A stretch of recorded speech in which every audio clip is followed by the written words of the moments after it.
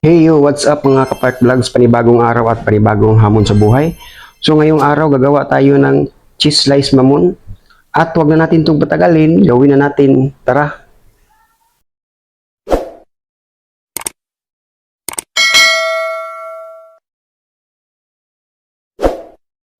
So yan ang mga ingredients natin gagamitin. Asukal natin 400 grams, skim milk 100 grams, baking 2 tablespoon, yes 2 tablespoon, kunting food color yellow 1 teaspoon, margarine 50 grams, shortening 50 grams, at tatlong itlog, tubig, 2 cups, all-purpose, 800 grams. May cheese din tayo. So, ang gamitin natin, kalahati lang ito.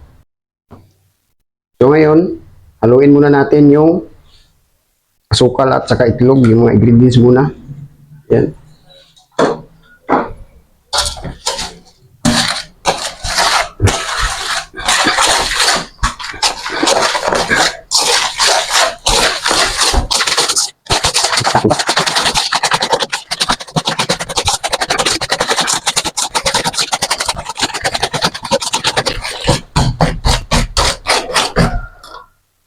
Yan, lagay natin tubig.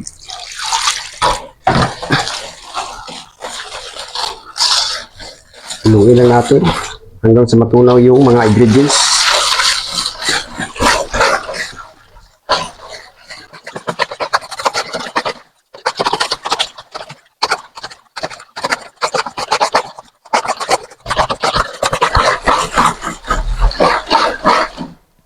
Lagay natin ating all-purpose. Tapos haluin.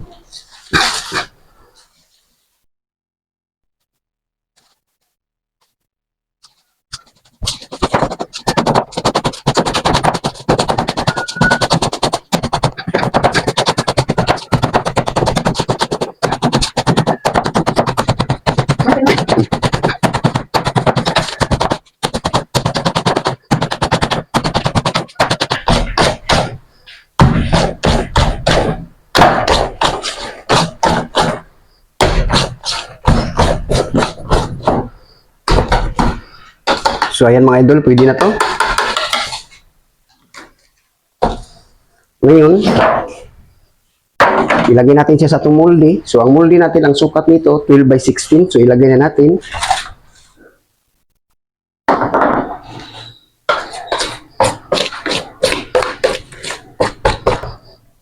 Tapos, ganun lang.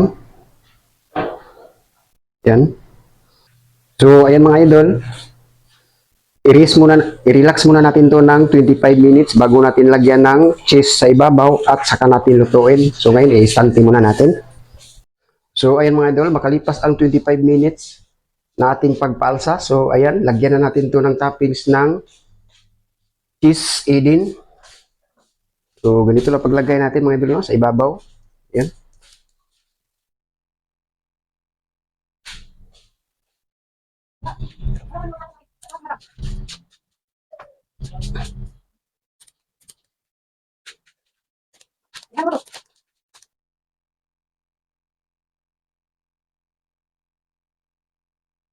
So, ayan mga idol. So, ngayon, magmirinda muna ako dahil gutom na.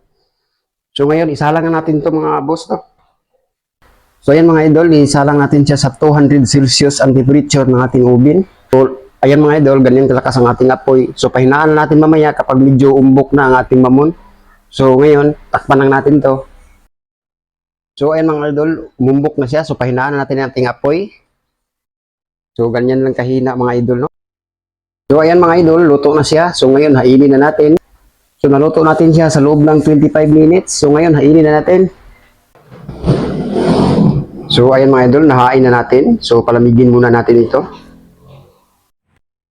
So, ngayon mga idol, lumamig na siya. So, ngayon, i-slice natin. Ganito lang ang pag-slice.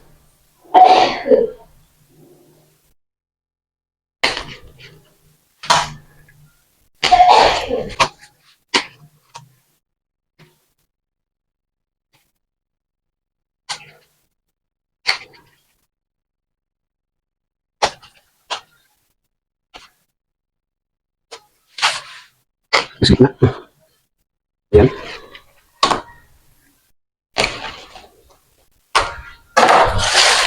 So, ayun mga idol, tapos natin na slice. Ito na ang ating finished products. Ayan po. So, hanggang dito lang ang video na to mga idol, no? Salamat sa walang sawang suporta. God bless po sa ating lahat and happy baking.